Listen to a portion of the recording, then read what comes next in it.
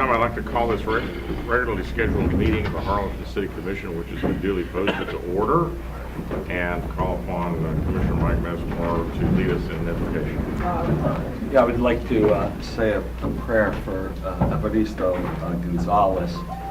Dear God, with the repose of thy servant Evaristo Gonzalez, please grant him forgiveness of his sins, protect his soul, and grant him rest and repose. And then I'll do another one here. Our Father, who art in heaven, hallowed be thy name. Thy kingdom come, thy will be done on earth as it is in heaven.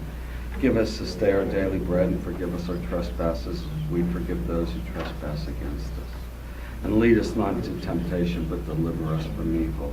In the name of the Father, Son, and the Holy Spirit. Amen. Please join me in the Pledge of Allegiance. I pledge allegiance to the flag of the United States of America and to the republic for which it stands, one nation, under God, indivisible, with liberty and justice for all. I'd like to welcome everybody to this meeting tonight. We're glad to have you here, and move right into a couple things. The first item on the agenda is the approval of the regular meeting minutes from February 7th. Are there any additions or corrections to that, to those minutes? I'd move approval. Second. All those in favor say aye. Aye. Aye. Those opposed, like sign. Motion carries. And item 2A through D is there a motion to approve the consent? So moved. Second. All those in favor say aye. Aye. The motion is approved.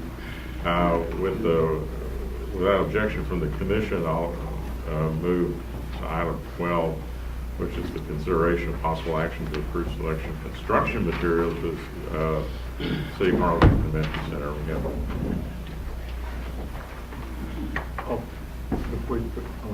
Okay. So, Mayor, Commission, if you remember, we brought this item up at the last meeting, asking the council to pick a brick and a mortar, which the council did. Since that time, the architect has instructed us that his rendering was a little different from what we had selected, so we want to make sure that we brought back the information to the commission, and so that we can make a final selection on the brick. My understanding is that they need to place the order for the brick either today or tomorrow, so that we don't miss our window to place the order. So I'll turn it over to Carlos, and he has some renderings that we're going to show, and then have you guys pick again. Correct. Mayor, Commissioners, good afternoon. The rendering we have here before you, can you hear me okay? Yes. Is I guess the original, or those renderings that were gets brought to your attention at the last meeting, but also prior to when we went forward with I guess the contract on the convention center. It is it was our understanding when this item came before you last week again that we were to select, or ask you all to select one color, and so it was brought back to our attention that the architect, the design team again, and the intent was to have a two-tone type of a facade, which it has a lighter brick with the solders, I guess standing solders, which have a different type of or darker contrast or darker color and so forth. And so we are here before you all to show you this rendition and what is being recommended by the design team, and at the same time show you I guess the contrast. Had we gone with a single color, or if we proceed with a single color, this is what it would more or less would look like. It's a darker red color, and so it obviously from a design point, the preference or what the design team is recommending is the two-tone, a lighter with a darker type of a contrast. So when Carlos refers to soldiers, can you go back to the lighter brick? If you see that, where the eyebrows right there, you see how they're standing straight up and down as opposed to laying horizontal? Those are referred to as soldiers. Kind of gives you a different texture, a different contrast. But those are actually the red colored brick, which is on the table right here in front of us. And then the lighter color is that tan color. And Brandon Rainey is here with the developer. And so the architect intent was to have the lighter color brick and then the darker color accents, as you see there, across the eyebrows and then on the top. So we just wanted to make sure that we provided accurate information to the commission so that we can pick it. If we pick two colors, like the rendering, then that's what we go with. If we pick the single color, which is like the other darker rendering, or even the lighter one, either one, that's what we will go. We will order. We picked the lighter brick with a lighter mortar before, is that not correct? You pick that the darker darker one. tinted brick with the lighter mortar. At that time, though, we were, I was under the impression that it was an either or. It's a little amazing to me that with the technology that we have today, that we can't get closer to what it's going to look like. If you go back to the buff one, the original, the lighter colored one, you know, that, to me, that brick looks considerably more beige or yellower than the one that we have here that's the light brick. I like the way the rendering looks. I believe that the hotel brick is a buff color, because I held that brick in my hand today, I think. And so it's, you know, we look at this picture and then we go out and there's the sample and it's, you know, not the same. It is different. We asked the architect if they could provide rendering that are as close to as the color of the brick. He said this is as close as we can get it with his software. But they can get regular system, John, as well. We did get some input from some local folks that we had in our focus groups. The comment that I received back was that it should be one color brick. The darker tint was one that was talked about, but it's really up to the city council. And at this point, we really need to place the order, or we're going to lose our window and we're going to be delayed how many months? It'll be August when they will start looking at that. So that's a huge window. Now, when we voted on this, we were all unanimous, I believe. Yes, And sir. we voted on a brick, and we voted on a mortar. Yes, sir. And so. And the capstone. And the capstone, and so basically you're letting us know this just so that we know that there was an option that we didn't consider. Yes, sir. But if we want to go forward with what we've already chosen, we can. Yes, sir. Is that not correct? Well, the thing that's important though, go back to the red one, is that when we selected the brick, that's the first time we've seen a picture that looked like that.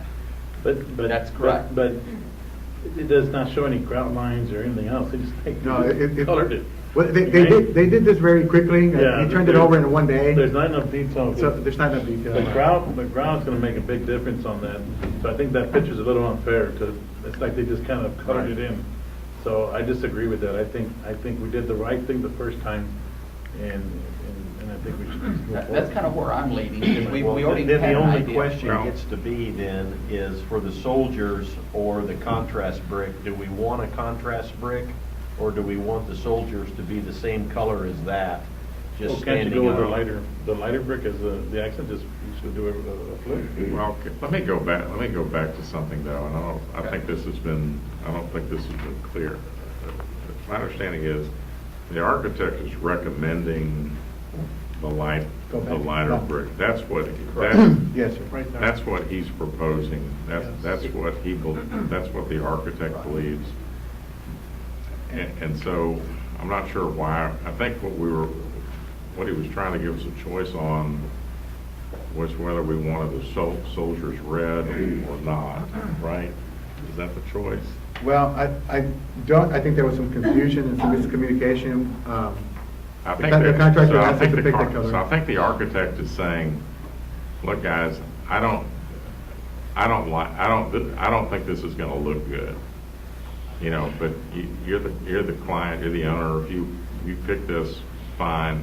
But the architect is saying to us, I don't think the darker brick is going to look good. I just want you to understand that that's what Yes. the guy that is the trained professional in design is saying, I think this other thing looks better. And so I was at the I was at the rack yesterday, and walking up to that, and really that's what I thought we were going for. I thought the South Texas brick was that color, which is much more like this than the darker color. And so, And Mayor, if I may, one of the other things that we didn't talk about at the last meeting, and that was something I failed to mention, that wall, that entry, that brick carries to the inside of the pre-convene area.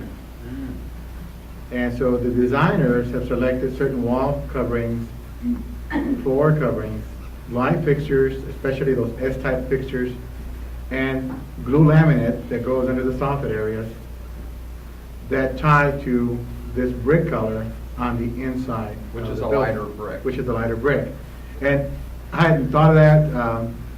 Again, when we were posed the question, we said, pick a brick and pick a mortar. And that's what I presented to you, gentlemen. But couldn't you use the Can I lighter get brick you to on go this thing? forward one slide? Okay, so this rendering here is closer to, because I'm looking at those bricks and looking at that picture. Yes. If you want to get close, this is Let's as go. close. Now, if you go back one, Go back one. if you just go back to this one, okay, so this is kind of gives you the flavor that there's two tones, the shades are off, but if you go back that one slide and just kind of superimpose the colors, this gives you the accents, it gives you what we're talking about from the rack. It's what you're mentioning there. Well, and it ties to the Hilton Garden Inn, which is kind of the color palette. So, I still think the darker one's nicer. and I really wanted to bring back the selection with all the information. Go back, Bruce, to the first one. See, that one has you can see the white stands out in the red with that color brick. Because of the color brick. Yeah. Well, but That's also- going to be a super big contrast again- instead of a muted contrast. But again, Commissioner, it's because that's not a fair drawing, because the other one's really not that. I They didn't hear spend you. probably 10 minutes on it. Yeah. This one here is really off because it's very, very yellow. Correct. But if you go one, you'll get a redder tone, you'll get a browner on the accent, and it's more like the rack. I'm going to say the Well, rack again, is a I little- really think that the darker one's nicer, and if you want the soldiers to be different, then just flip it and then have the soldiers be the lighter color. And then on the interior, if you've already done the interior stuff, use the lighter one on the interior. I mean, it's not that. Yeah, because Brennan and I were talking about that earlier, and he mentioned about the interior design features and what they selected. It tied to the lighter brick. At this point, I asked the question, why were we even asked to pick a brick? Right. But it is what it is, and here we are today, and we want to get it right. So this is what the architect is recommending because of the glue laminate and because of the interior features.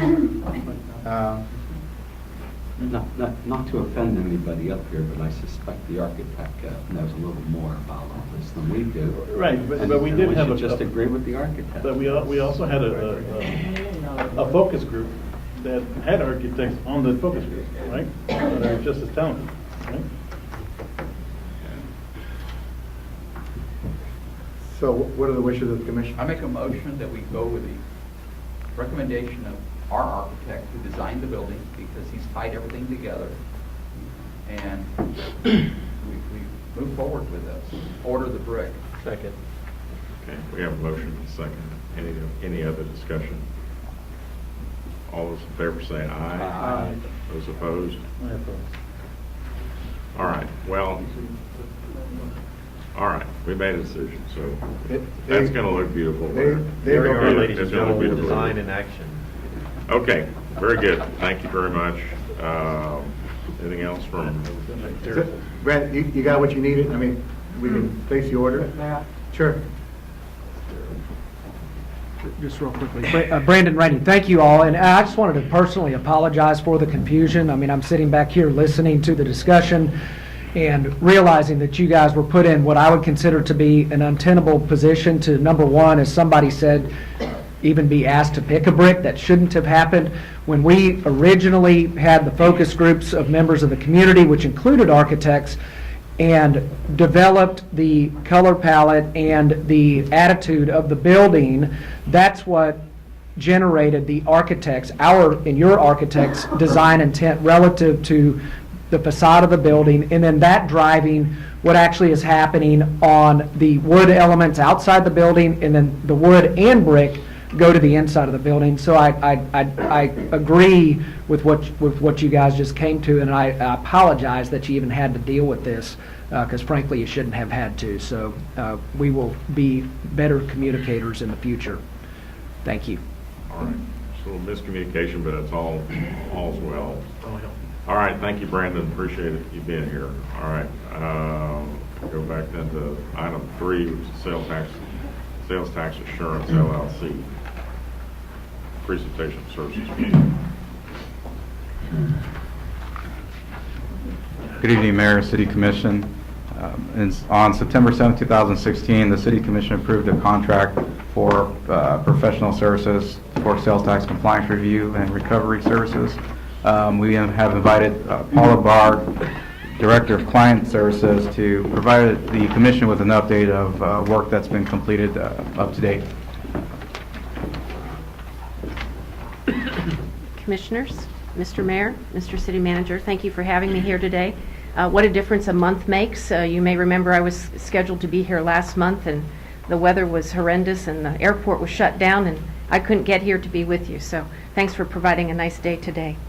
My name is Paula Barr. I'm from Sales Tax Assurance, and the address at which our offices are located is 8700 Manchac Road in Austin, Texas. We also have offices in Houston. Your contract with us was effective September 1st, 2016. I'm the Director of Client Services, and I interface routinely with our research team in providing service to our clients. I try to maintain open communication between them and I as a conduit for communication to our client. And so I maintain regular communications with Sergio Villasana regarding activities that go on a routine basis.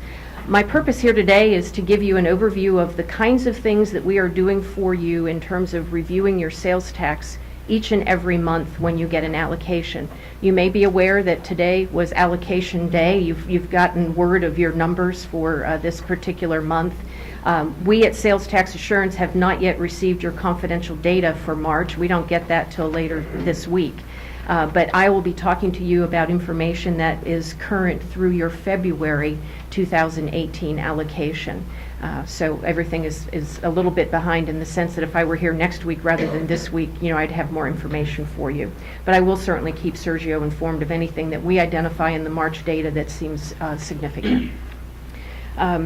I'll be talking to you about the services we've undertaken to date, talking to you about the sales tax improvements that have been documented as a result of our work. And I use that word documented because I'll explain in a little bit that some of the services that we do, some you benefit from that you may not actually see documentable sales tax improvements, but that doesn't mean that you're not seeing them literally in your dollars. I'll also talk to you a little bit about the sales tax analysis reports that we make available on a monthly basis to your team so that they can get a sense of an overview of what's occurring in terms of trends and so forth with your sales tax. And then we'll have questions and discussion to whatever extent you feel appropriate. Every month we get an allocation, or you get an allocation, and we get the data from the Comptroller's Office related to that allocation. And that data is confidential data, and it's detailed data that we look at very, very carefully and have various algorithms that we use in order to identify trends that suggest to us that maybe there's something that is not being collected by the city that needs to be. And so we have a pretty well-defined process we go through each month. One of the things that we do that is not necessarily related to the confidential data is also doing permit reviews. On a regular basis, we are looking at all permits that have been submitted to the Comptroller's Office, again with data that they're providing us, that you have given us the authority to have. And we look at that permit information and make sure that anyone that's applying for a permit anywhere near the city of Harlingen and its jurisdictional boundaries, that we're evaluating whether or not that permit has in fact been set up properly and communicated properly to the Comptroller's Office so that any sales tax that is due to the city does in fact come to the city. To date, since the inception of your contract with us, we've reviewed over 3,800 permits. Now, you may sit there and scratch your head and say, well, gosh, that's a lot of new businesses. Well, it's not just new businesses. It's permit changes that occur even for existing taxpayers within your jurisdiction, and as well, we look at permits that are having changes that are just outside of your jurisdiction or around your jurisdictional boundaries, because sometimes it can be difficult for taxpayers to assess who their sales tax is in fact payable to. And we have found in the past that the Comptroller's Office will take what the taxpayer is telling them to be generally true. They have their sets of reviews that they do, but we have found that permits can be in error. So that's something that you benefit from that doesn't necessarily relate to your confidential data per se. We also do service provider outreach. We have communications on a regular basis with taxpayers who are outside your city. In other words, these are taxpayers that are located outside of your jurisdiction but are providing services into your jurisdiction.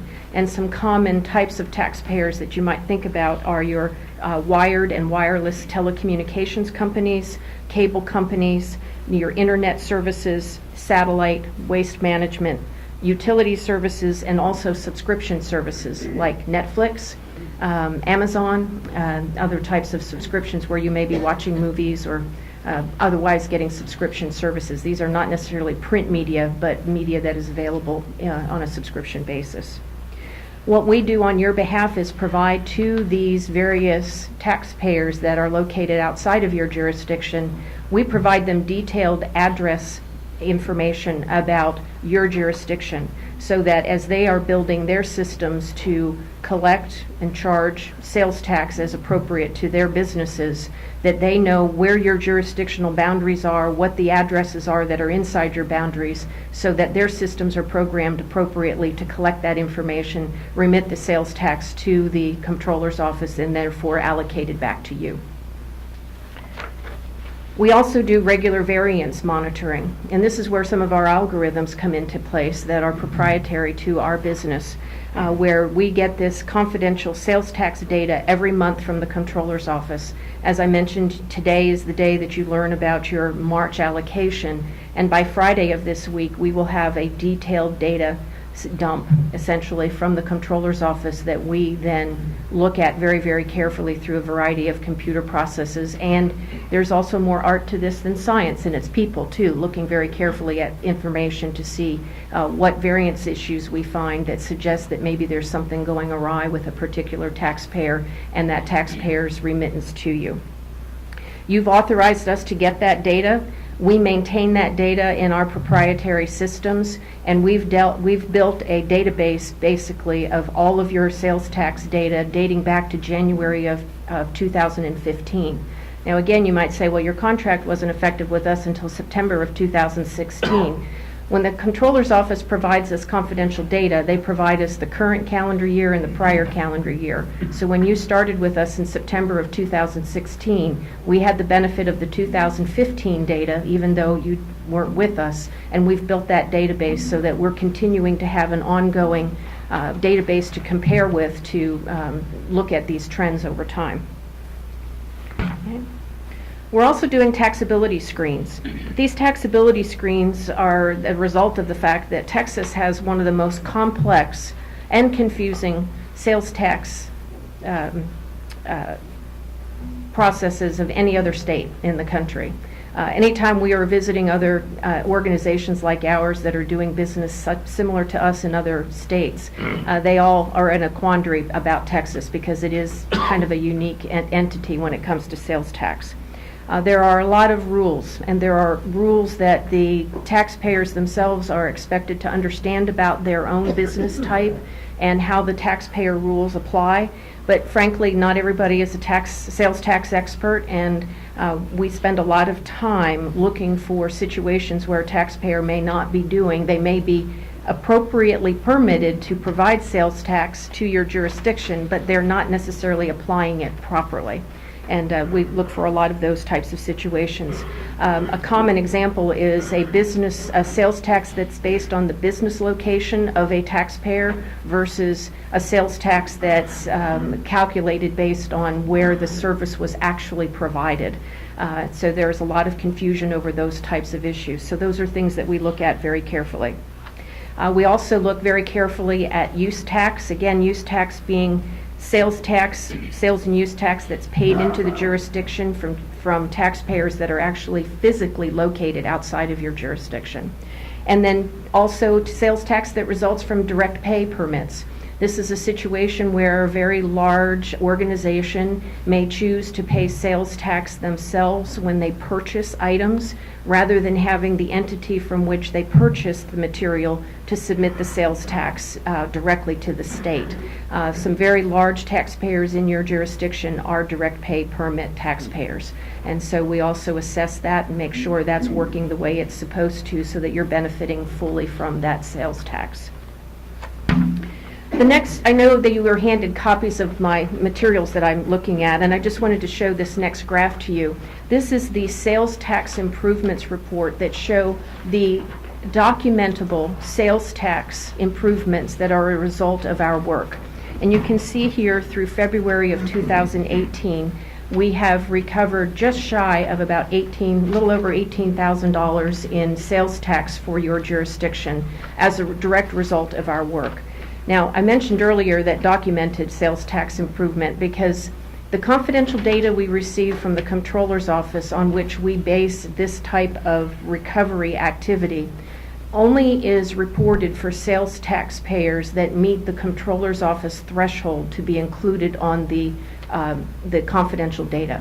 So we are not capturing, for example, on this report, if we have made an addition or a change to a permit for a taxpayer that was not set up properly, and that taxpayer's sales tax numbers don't meet the threshold for being included on the confidential data, we don't have the ability to say to you, by virtue of us changing that permit for that small taxpayer, that you have seen X dollars of sales tax improvements. We know you've seen an improvement from it because if the permit wasn't correct, you wouldn't be able to get the sales tax correct.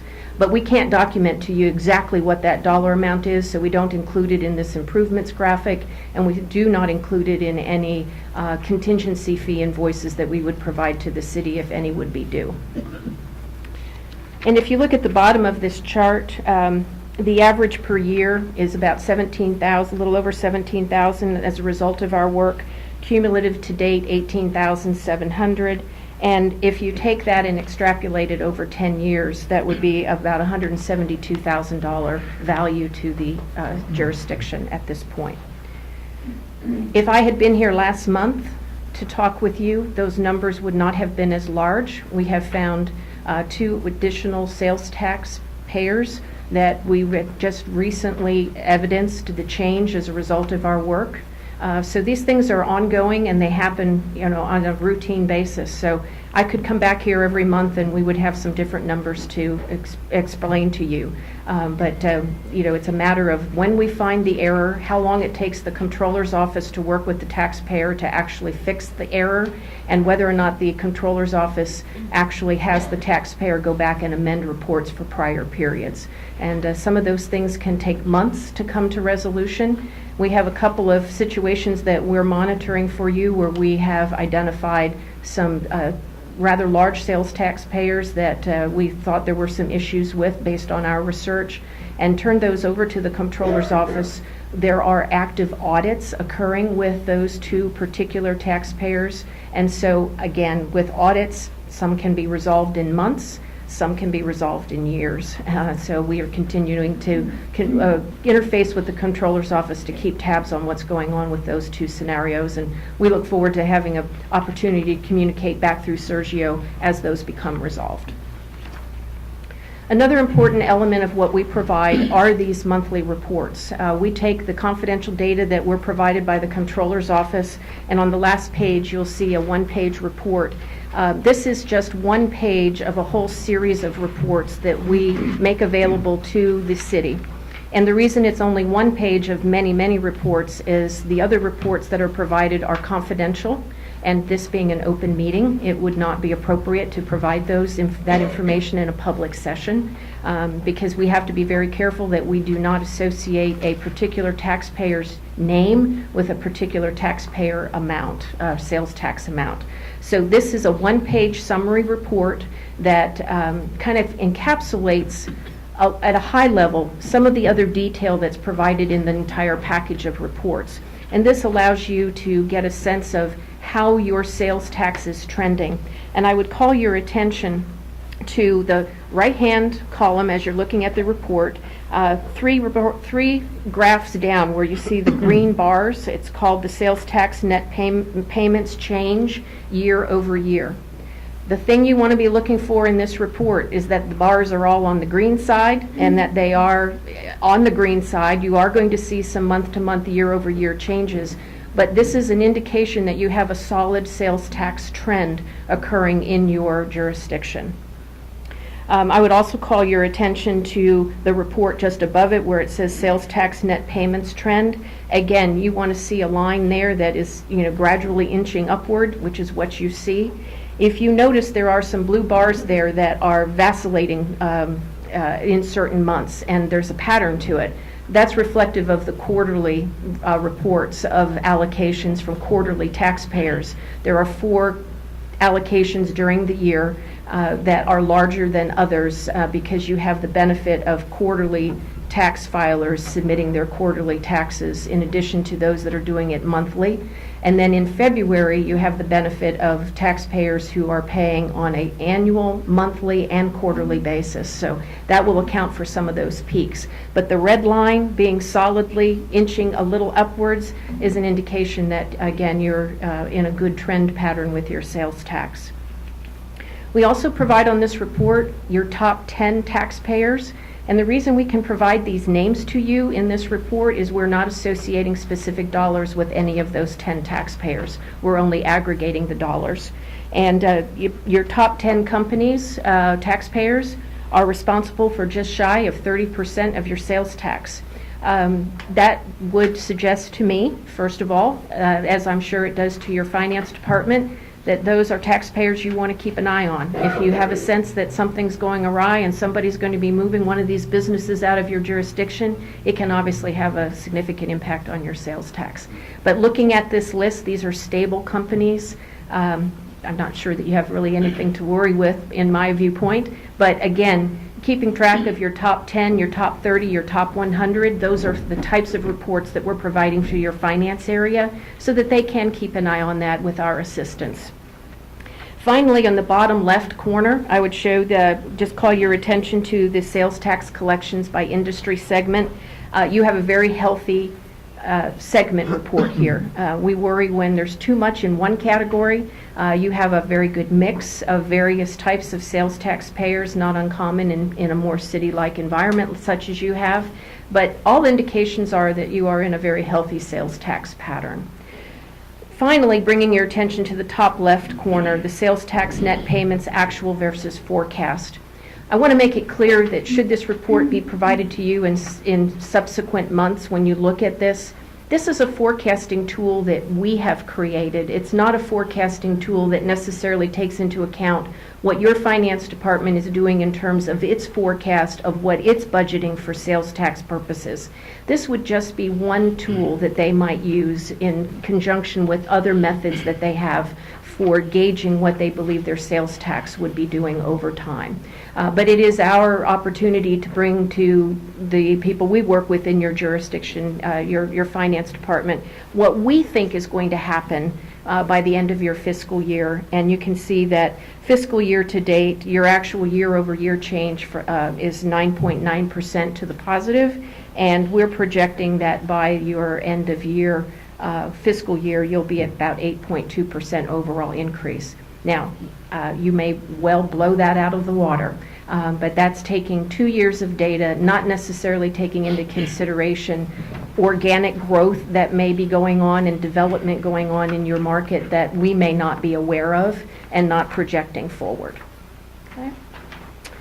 With that, I'll just ask if I've met your objective in terms of an overview and answer any questions that you might have. What about the liquor tax? Does that get reported separately? It is I know reported. Some places they report those top 10 or top 5, you know. Yes, we do. This does not include mixed beverage tax. That is a separate tax. It is not considered in this sales tax analysis report, and it's not something we consider ourselves at all expert in. So that is a that's separate. different area. That's a different situation, yes. Not unlike hot tax, for example, the hotel occupancy tax is a separate entity. Okay, one other quick question. Mhm. And there's a lot of confusion about this, me included sometimes. For example, if someone makes an internet purchase from Mhm. Amazon, Yes. and the warehouse that's delivering that product is located in Dallas, Texas, Mhm. and it's delivered to me at 78550, the package is, Mhm. and tax is collected, Yes. who gets that tax?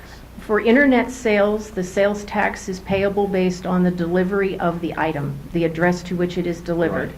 Now, I want to make it clear, though, that not all things under Amazon are necessarily equal, because Amazon does, through its marketplace, represent entities that do their own fulfillment. They may not be coming out of an Amazon warehouse. And so when you see, if you make an order through Amazon, you need to be careful about making assumptions about everything being Amazon, because in some instances, it is the fulfillment organization's responsibility to pay that sales tax to the appropriate jurisdiction. It doesn't mean that the rules change, other than that the warehouse may not be located in Dallas, Texas, in the example that you just described. So with Amazon, there are some uniquenesses and some unique considerations that you need to be mindful of. But in general, and whether it's Amazon or Best Buy, Target, you name it, if it's being done on online purchase and it's being delivered to your home or to your residence or even to your office, that sales tax is based on where the item is delivered. So if you have a Best Buy and it's in your jurisdiction, but you have other communities who are coming into that Best Buy and buying at that big box, the sales tax that's collected in the Best Buy that's in your jurisdiction is staying in your jurisdiction regardless of where that individual should happen to live. Yes, sir. So, with that being said, is part of what y'all are going to be doing in the future to strike, identifying some of those larger fulfillment centers where it is trackable? Is that? Well, and I will tell you, Amazon has really set the bar very, very high. Through our viewpoint and what we have researched and what we have seen, Amazon, the entity, is very, very good at appropriately allocating sales tax.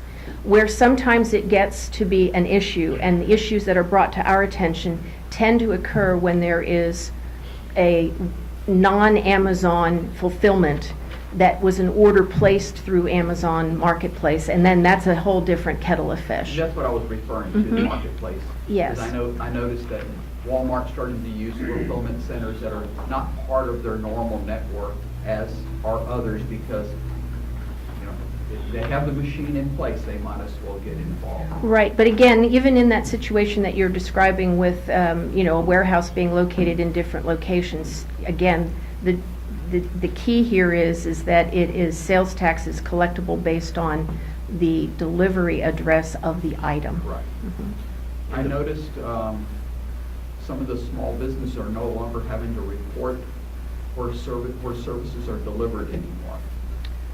Did the law, you're not aware of that? I No, see I'm it not, on your yeah, page. I'm not aware of a change of. Yes, of- we used to have to put our delivery point Uh-huh. when we report where we made the sale or delivered the service, and the new tax form no longer calls for it. So the state tax form that you're utilizing when you're submitting your sales tax as a Right. taxpayer.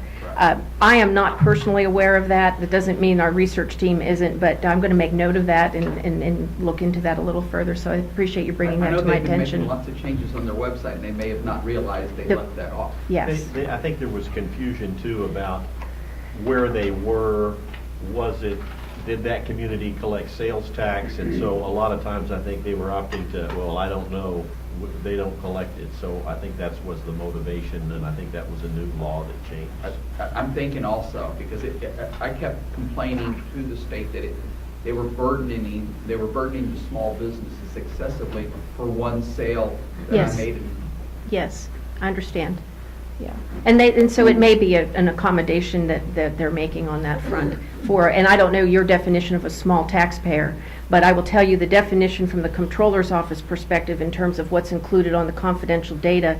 In order to appear on the confidential data, the taxpayer must have had at least $60,600 in taxable sales or services across the state, okay, not just locally, obviously, in order to appear on that confidential Are the data. internet sales tax receipts to the city reported in a separate line item? Or can you mine that out of the data Yes, separately? yes, absolutely. And then can you go beyond that and down to the company that the items were purchased from?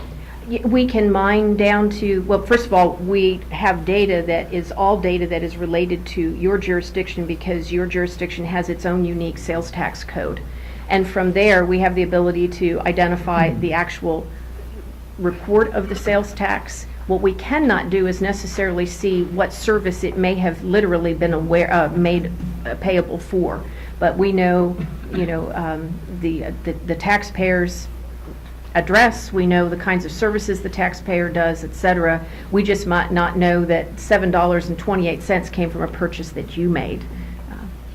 Okay, does anybody else? I just have one more quick question. Yes. One of the reasons I think we went through this exercise and sought you out was because in the past, we compare, month to month. So we compare February of 17 to February of 16.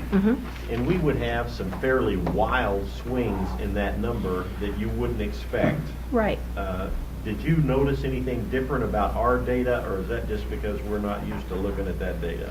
That's a very common matter to observe in the data. In fact, Sergio and Ms. Trevino and I were just talking about how important it is when you are forecasting your sales tax for the future periods that you look back as far as you can to try to isolate those one-time occurrences that are not likely to continue into future periods. Now, the challenge there is okay, well, this one occurrence may not reoccur, but then another occurrence occurs for the first time that wasn't expected. So it is very important to do exactly what you say, and why I made a special point of commenting that we've created this database that goes back to January of 2015. So with each month that we go further in, we have a longer, look back period. There are some things that are occurring within your sales tax that I have discussed with Sergio. I won't name names of organizations, but you do have some fairly large projects that are being done within your community, and as a result, there are some upticks in sales and use tax, specifically from direct pay taxpayers, where they've brought materials in for their own use in these projects, and as a result, you're benefiting from that use tax. Once those projects are done, they're not going to be repeated at the same level. And so it's very important that we help you identify those, and I do think that in general we understand which ones those are. But when you're in a growing market like you are, I mean, look at your convention center that you're building. There are other projects that come along that take the place of some other projects. The key is knowing developmentally what's going on, and I think your finance department probably has a pretty good idea of that. So you're helping us identify those projects we may not know, but the But finance I think department has them handled? I think they do understand, and we've identified every month when my research team looks at this information, they will bring to my attention variances that they see that are worth making comment on. And there have been a couple of situations where we have had these larger projects. And in fact, I just commented to Mrs. Trevino and to Sergio a little bit ago that there's one such project that's going to be wrapping up rather in the next several months. And so they're going to obviously need to be mindful of that, and it's part of my job to keep reminding them about that. And so we're going to be going into budgeting, and so we'll be looking at those numbers, and so we need to be aware of them to make sure that we don't over-forecast, is Right, what you're saying. and they're very well aware of the need for doing that, and again, that our information is but one tool that they might otherwise use. in coming together to you with that information. Well, this has been a fascinating education. Good. Thank you. You're very welcome. I hope I haven't taken up too much of your time, but I will also comment that these reports that we provide monthly, they're not intended to answer all questions. They are intended in some ways to pose questions that we can then help research and address. And so your team does a great job of that, so you are in good hands. In the data dump that you Mm-hmm. received, we received the same data dump, so if we wanted to identify the top 10 hotel hot tax or liquor tax, we could do that, or does that require proprietary So far as software? I understand it, that would require other information that we do not get. You have authorized us to get your sales tax information, which we receive. We do not receive your hot tax information. We do not receive your mixed beverage information. We have a But that, separate firm working on but hot tax. there are other means by which you can get access to that data, either directly or through other organizations for whom that might be an area of expertise. I just want to clarify something. I want to make sure I did not misunderstand. The data dump you get is specific down to me, because I'm a tax, I collect and pass it on. The city doesn't know what I'm collecting. Is that not correct? They just get a lump sum? The city receives an allocation. Correct. That's a lump sum. Correct. The city has the ability to ask for and receive the same data that we're getting. You have simply said to the comptroller's office, we give permission for this organization to have this data to do what we do. We do provide reports, and we have the ability to provide very detailed information for large taxpayers, and I go back to that because the comptroller's office data dump does not go into detail about sales tax remitters, taxpayers, whose sales tax doesn't meet that threshold on a rolling 12-month basis. So I cannot stand here and say we have data on every taxpayer. We have good data on every taxpayer that meets that threshold. We have other avenues with the help of the comptroller's office to try to help The identify. The individual taxpayer data is actually confidential. That's correct, yeah. And Yeah. can't be. But as a taxing jurisdiction, you can have access to it as well. But that's not something that we can make public. That's correct. Right. And those are the rules. Those are the rules. Those are the rules. Right, and we can provide that information to you for the purposes of budgeting and forecasting and doing what you need to do to manage your sales tax. That was the reason I asked, because I understand that it is very confidential. And so Yeah. the large taxpayer that we're not naming, that we know is in this community right now, that's going to be wrapping up the big project, we have an idea of how much that large taxpayer has been remitting, so we know to deduct that from the 2019 projections. Well, exactly, but we also have the data from prior periods, because that's Right. same taxpayer, it's not like all of their sales tax is going to go away. It Okay. just may not be at this same level. Right. And so, yes, there is that information available back to January of 2015. But but nevertheless, your forecast for us in months that even 8 months out is pretty It's strong. robust, yes. Does it Yeah. take into account that project, or is it only a backward looking at the data numbers forecast? It's backward looking, because this project that we're talking about doesn't exist back in time in Right. the entire period of time that we look at Right. in the past period. Okay. Okay. Wonderful. Any other I hope this questions? was helpful, and I look forward to coming back at any time that you feel more information like this is warranted. Okay? Yeah. All right, well, don't look a gift horse in the mouth. And God bless Bob. Thank you for your time. All right, thank you very much. Item 6, consideration, Now, we're going to skip item 4 for the time being, go to item 5, consideration, possible action to approve an industrial district agreement between the city of Harlingen and Fox Valley Molding, authorize the mayor to sign the agreement. Mayor, Commission, I had Gabe, our city manager, meet with Fox Valley Molding, talk about the updated IDA. They have accepted it and approved it. As a matter of fact, they went ahead and signed it. And so staff is recommending that we execute the new industrial district agreement with Fox Valley Molding. That includes a 7-year term. That includes 100% of the fair market value of the property as appraised. And it's effective over the next 7-year term once it's signed. So staff is recommending approval.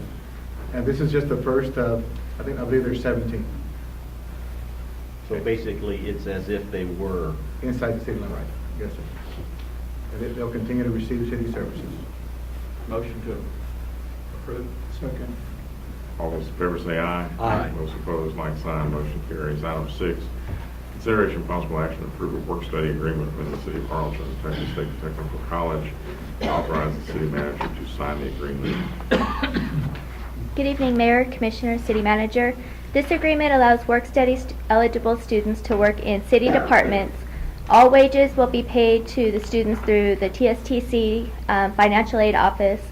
The students will work directly under the supervision of the individual departments and will be trained by city staff. Before they're allowed to go into the departments, they will interview with the departments and will be going through the same background check that city employees go through. Staff recommends approval, and I'm happy to answer any questions you have. How many? It depends on our needs. The plan is that the individual directors contact the work-study financial aid office, tell them what they're looking for, and then they start looking for students to place within the department. On that work-study program, are they going to have to follow the same, I guess, disciplinary things as a regular employee would? Because I've experienced where you have a co-op person and whether they're not showing up to work or because they're a student and they're running. It's kind of hit and miss, almost like any other employee. But have you all discussed or figured out how you can handle that? Well, we currently have a similar partnership with Southern Careers, and when we have issues of that nature, we contact the financial aid office, and then they deal with the student, whether they're removed out of the department or they're talked to and then told to come back and behave. But we work with the financial aid office to work out those issues, and we haven't had any problem with the work-study students we've had with Southern Careers. All right, is there a motion to approve the work-study agreement? So moved. Second. All those in favor say aye. Aye. Those opposed, like sign, motion carries. All right, I think that's great. Item 7, consideration, well, we'll go to item 8. Item 8, consideration of possible action to authorize the mayor on behalf of the city of Harlingen to submit a grant application to the Office of Governor Homeland Security Grants Division under 2018 State Homeland Security Program in the amount of $17,800. Mayor, Commissioner, City Manager, this is a $17,800 grant application. The funds will be used to repair and upgrade our mobile command center and flash over our radios for our SWAT team. This is a... Is there a motion to approve authorize the mayor to submit the grant application? So moved. Second. All right, thank you. All those in favor say aye. Aye. Those opposed, like sign, motion carries. Consideration of possible action to authorize the city manager to execute a contract with KIKO Construction and utilizing the interlocal purchasing system in lieu of bids for RFP for the construction of ADA restrooms at Montse Hill Park. Good evening, Mayor, City Commission. If y'all recall back in April of last year, we brought this to y'all.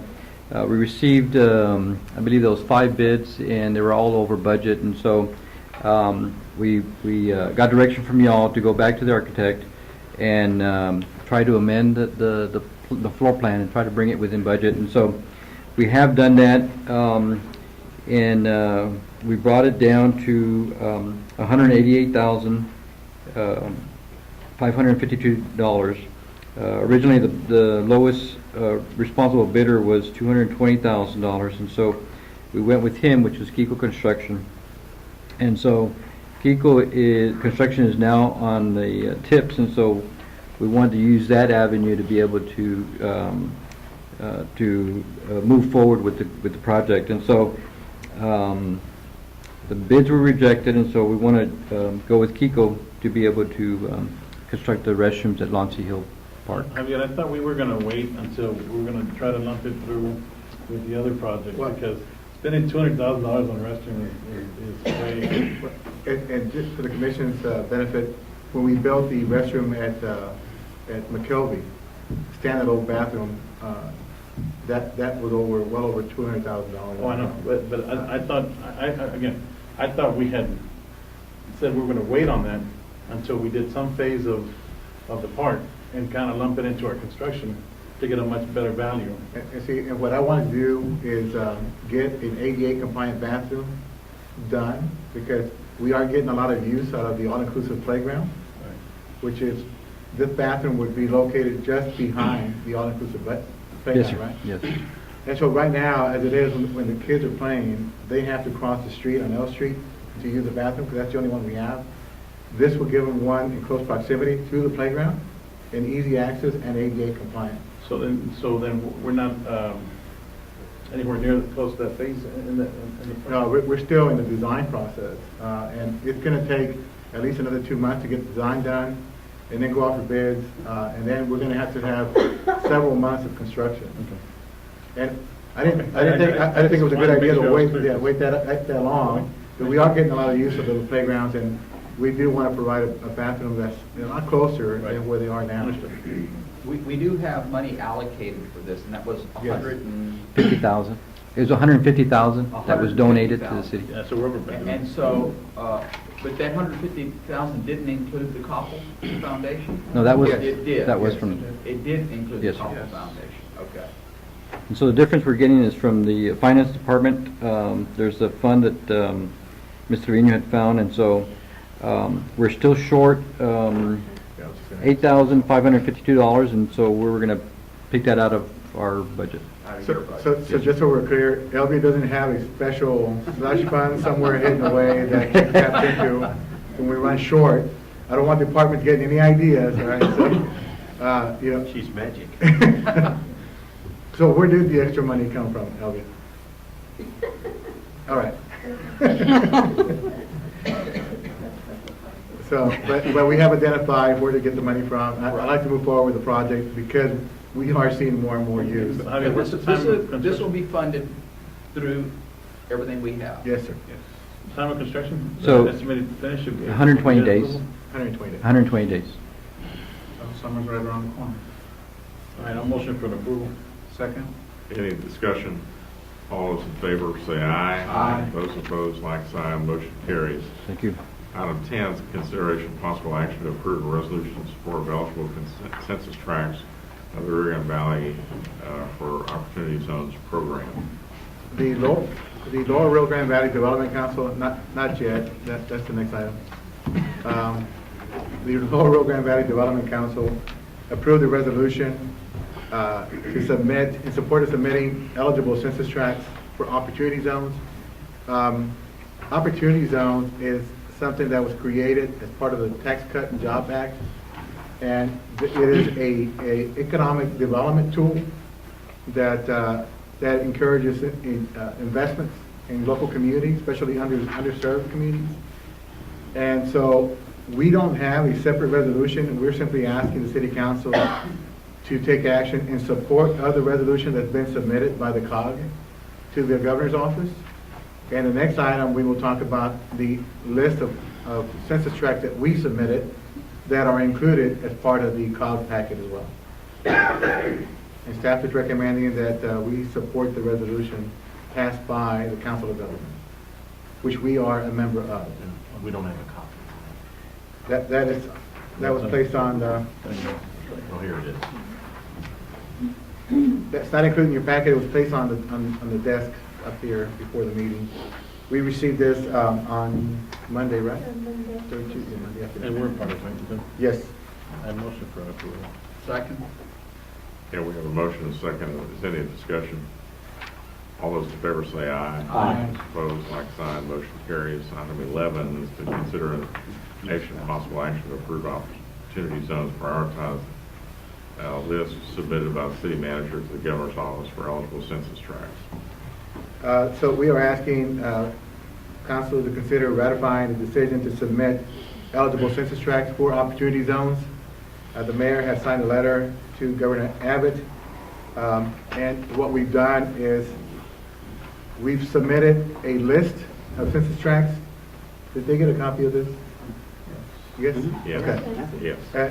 So we submitted a list of census tracts, and then we color-coded that to a map that is up on the screen. And you will see the color-coded census tracts are the ones we prioritized. There's 9 of them. And we also submitted the remaining eligible census tracts, and those are just in numerical order underneath. So the governor has received it, and staff is recommending that the city council ratify the decision to submit these as our recommended eligible census tracts for opportunity zones. I'll make a motion to accept. Second. Any discussion? All those in favor say aye. Aye. Those opposed, like sign, motion carries. Thank you. Okay. So we're going to go now back to items, let's do 13, the consideration of possible action to approve a resolution appointing the presiding judges and alternate judges for election day, and appoint the early voting ballot board presiding judge and alternate judge to process the early voting results for the May 5th, 2018 general election for districts 3, 4, and 5. Mayor, Commissioners, this is a standard resolution that we've done in the past to appoint the election judges and alternate judges. Their appointment has to be approved by the City Commission. If you notice in the resolution, there's only the judges and alternate judges for District 3, 4, and 5. And those are the ones that we'll be sharing with the school district. So we recommend approval. These are the people that have helped us in the past, and they've done a good job. So I recommend approval. Okay. Is there a motion to approve the resolution appointing the judges? So motion. Second. A motion and a second. All those in favor say aye. Aye. Those opposed, like sign, motion carries. All right. Are there any board appointments? I have none. None. I did. Okay. I'd like to appoint Arnold Gomez to the Convention and Visitors Bureau. All right, and I'd like to reappoint Ricky Leal and Vicki Moore to the Airport Advisory Board. Are there any other appointments? Is there a motion to approve the board appointments? So moved. Second. All those in favor say aye. Aye. Opposed, like sign, motion carries. Okay, let's go back to item 7, which is consideration of possible action to approve a resolution concerning an encroachment on a drainage easement along the east property line of Lot 20, Block 5, Adams Crossing, subdivision number 3, in the city of Harlingen, Cameron County, Texas. Good evening, Mayor, Commissioners. Pues a la buena Mayor, senator. I would suggest that we go to closed session for further consultation before we enter into a discussion. Okay. Is there a motion to go into executive session to So consult moved. with our attorney? Second. All those in favor say aye. Aye. Those opposed. Ladies and gentlemen, we're going to need an executive session to consult with our attorney before we begin this item.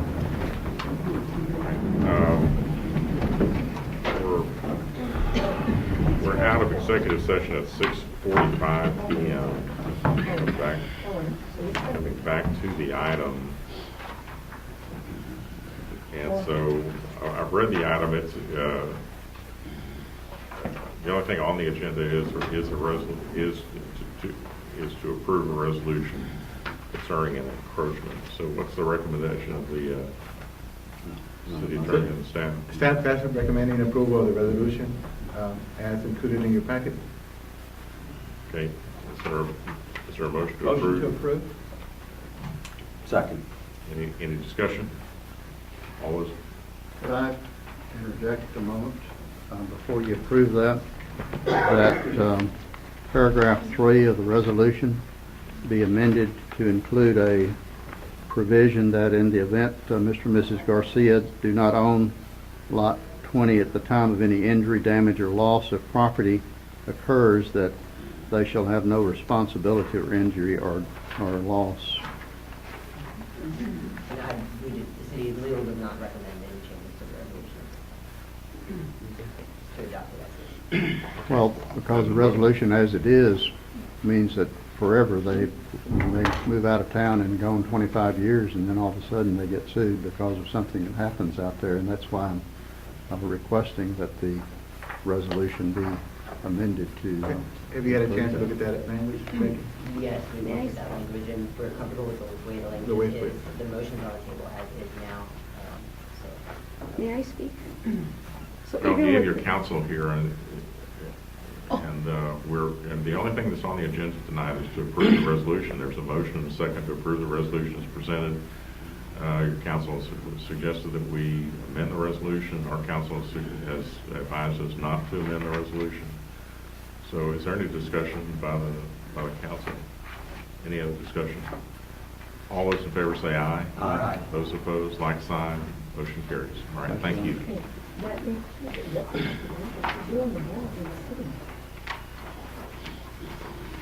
Okay, now, we're going to go to item. Just looking ahead, I'm just going to, we're going to pass on the executive session item.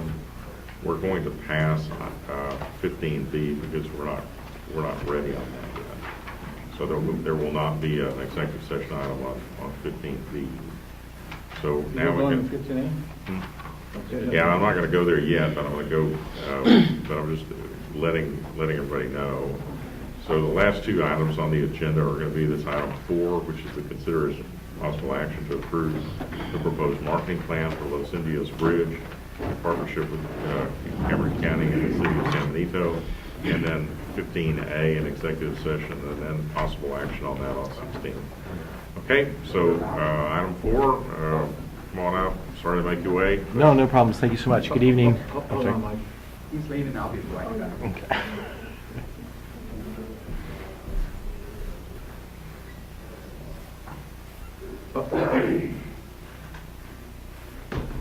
You want me to chime in? All right, so Mayor and Commission, we can wait for Commissioner Leal, or if you all want to get started, we can go. We'll wait. Okay.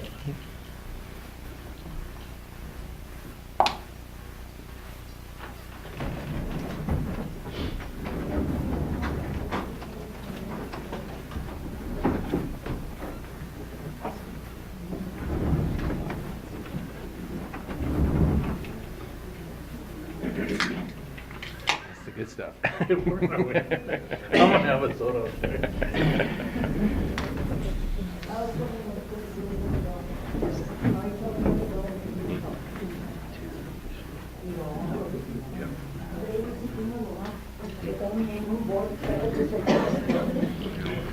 What was your name again? Oh, I'm Mike Holderly, Holderle, with Entravision Communications.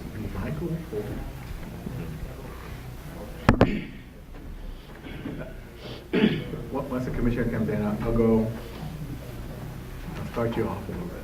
Thank you. And we don't need to really go through. No, we're not. Michael's going to keep it very brief. Sorry about that. I promise. So Okay, Mayor, well, anyway, let the record reflect that Commissioner Gilmore has left the meeting. So Mayor and Commissioner, we've been working with Cameron County and the City of San Benito to develop a marketing plan for the 3 bridges in Cameron County, including Los Indios Bridge. Cameron County took the lead on hiring a marketing firm. They solicited proposals from different marketing agencies, and they selected Entravision, and Michael is here, he is with Entravision, as the marketing agency that will take on the marketing strategy and the marketing plan for the 3 bridges. And what we worked on was an agreement that would target 50% of the marketing efforts towards Los Indios Bridge, 25% towards Great Gateway, and 25% towards veterans. And we will split the cost as included in your packet. And Michael is here to talk a little bit about the marketing strategy and how it would work, and I know he'll be brief. So Michael, we'll turn it over to you. Good evening. Thank you so much for your time. My name is Mike Holderly. I'm with Entravision Communications. I'm the Vice President of Sales and Integrated Marketing Solutions for Entravision. A lot of you probably don't know what an Entravision is, but you're probably more familiar with us as Univision or Fox or CW. or Mix 107.9, KFRQ, Tricolor Radio, and Suavecita Radio. Okay, so we are a media company. That's my favorite. And all our digital assets. Mine too. That's mine. I love that one. A little Ramon Ayala. I love it. Anyways, basically, as the city manager has pointed out, we were a number of companies bid, and we were selected to submit a plan that would be promoting via television, radio, digital, and social marketing to promote traffic to the 3 bridges coming into Cameron County, of which Los Indios being in your jurisdiction. So we put together the plan that would include television and radio commercials that are designed to accomplish 2 things. One, to address what we would consider commercial traffic, contractors, shippers, wholesalers and things like that. And the other one is to promote tourism traffic coming either from this side of the border to the other side. One of the great things about our company, and we're very excited to this, we reach 78.8% of the total population 18 plus across the company, across the entire Rio Grande Valley, and about 70% of the other side of the border as well. And the plan we put together, very complex, as you've broken out there. It has a lot more breaking out, but essentially comes down to the plan will reach about 93.7% of the entire population. It includes television commercials on Univision, on Unimas, radio stations La Suavecita, Tricolor, banner placements, what we call geofencing, where we'll actually be able to target banners in Mexico, like at truck stops and or certain jurisdictions at the, not jurisdiction, areas, high traffic areas, things like that. And it also has a direct mail campaign that will be targeted like commercial truck drivers and things like that, where we can actually focus on commercial traffic. So that's kind of it in a nutshell. I'm here to address any specific questions you may have in regards to the plan and go from there. You're going to be addressing trucking firms? Yes. Well, we have the ability to target specifically anyone that holds a commercial driver's license, a CDL. Okay. So it wouldn't. I'm guessing some trucking lines don't cross and others have the bulk. Is there a way to differentiate? We can put that by areas, so we know that, for example, we had discussions in terms of saying we want to focus on people who are specifically in the produce industry, okay, and we can target those areas. And then I'm not the expert on that background. I call it the Oompa Loompas, the guys in the background, all the other stuff. But we've identified that there could be specific areas like truck stops, people that come from key areas of I-35 corridor or through West Texas, through the that typically would make crossings here, like in the Dallas area or something like that, so that we know that we can convince them to come to these bridges as opposed to other international crossings. And your target audience is both sides of the border? Correct. More so on one side or the other? It's just, well, I would say it's proportionate in the respect that there's a larger population on this side of the border, so we're going to reach more people on this side. But as a percentage of the populations on both sides, it's about equal. So we represent, like I said, about 80% on this side and 80% on the other side as well. And Univision is also part of the cable system in Monterey, so that we have the ability to convince people that, for example, if they're coming to the island, which would be like a tourist or what we call the consumer application, here's why they should be crossing here in one of the 3 bridges in the plan. Can we notify via radio bridge wait times? Certainly, we can. We have that ability. That's one of the things that we have in terms of, and through the digital people, they click on a banner, find out what's going on. They can go to the Cameron County Bridge site that has the wait times at the different bridges, and then we also will have updates like traffic reports. Yeah, I think that's pretty important. So you kind of hinted on the question I was going to ask. So your penetration in Mexico, because when I look at the bridges, I'm thinking we're trying to draw people this way. And yes, you're correct. We have people that are going that way, and I understand the whole geofence. Do we have the ability to geofence in Mexico? Number one, if the truck stops there, we can. Correct. Okay. The Pemex stations and things like that. Yes, we can. I'm sorry. Yes. And I never thought about it because I saw the TV. I said, so the TV's kind of a waste in Mexico. But so you're actually rebroadcasting? No, we don't. Our signal isn't trapped by there's no wall that traps the airwaves, so to Right, speak. but I mean, it's being rebroadcast in Monterey? Correct. That's- Correct, it It's is. being rebroadcast. It's not rebroadcast, it's just like you're getting it on your dish network here, it's on the dish network and/or the cable system in Right, Monterey. right, and that's what I meant. Yes. In other words, it's on somebody's cable network, somebody's dish network, somebody else is picking up your signal. If they're watching Univision in Monterey, they'll be watching us, our Wow, local newscast. okay. Do you have a clue on where traffic comes from, what areas or cities from Mexico to cross into the valley? I specifically do not know. We've been working with Josue Garcia, and they've identified certain areas that they want us to target with, and we're working with their team based on the data that they currently have. One of the things that we will be doing, though, is monitoring this on a monthly basis. So if we see that this area is doing really well, we can focus more efforts there. If we find out that another area is not doing as well, we have a monthly report, a dashboard, so to speak, that will inform everybody as to where traffic and which things are working and which ones didn't. And your radio stations, do you have agreements for the live streaming? I know, like, Yes, we do. Yeah, internet radio has become the new rave, and Exactly. somebody's carrying somebody's signal. In fact, our two Spanish properties, like I said, you can get us over the air on both sides of the border, but we also have the streaming potential, so that if a trucker, for example, would be coming from Iowa and he just is listening to our station, or he's from this area and wants to follow that report, they would receive that message as well. So this campaign's through December? Correct. That was when the request for bid was for 2018 calendar year. Okay, and So as you know, we've been talking about increasing crossings at Los Indios, and creating a marketing campaign that would target folks to try to increase crossings, especially now with the cold storage facility that's recently been completed.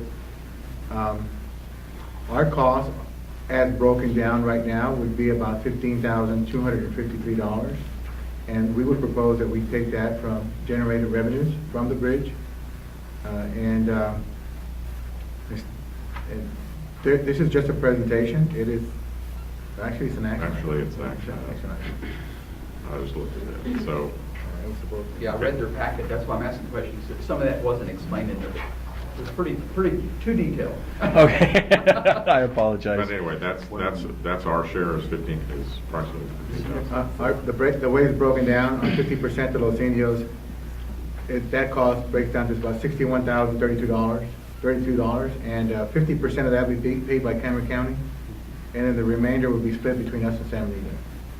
So besides the split of the bridges, there's also the split of the ownership? I didn't catch that part, okay. So, and that's in your write-up. I included that, and I did send this out to all the other entities. Everybody has agreed that this would be the cost breakdown. So this is the numbers we're working from right now. And then committed? What, I think San Benito met last night? Last night, correct. And Cameron County met yesterday too, right? I believe so, yes. And have they committed, or you? They have. Yes. Yeah.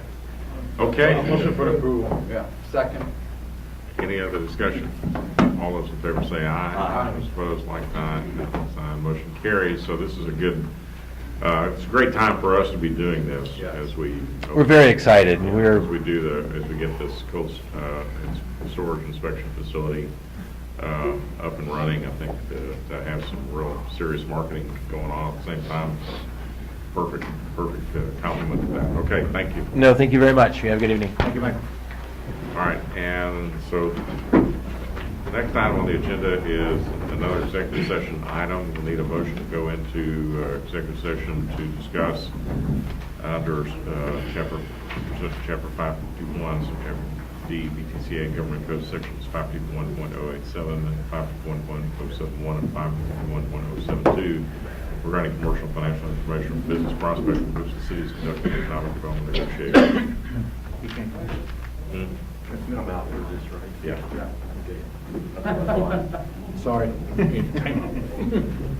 I make the motion, we move into executive session. So moved. All right, all those in favor say aye. Aye. Those opposed, like sign, motion carries. Be surprised. We're out of executive session at 7:09. And we're going to go to item, No citizen communication. 16, which is consideration of possible action to authorize the city manager to proceed on project development as discussed in executive session. Is there a motion? So moved. Second. All, to proceed on the project as discussed in executive session. All those in favor say aye. Aye. Those opposed, like sign, motion carries. Item 17, no one signed up to citizen communication, so we are adjourned. Thank you all, and good night.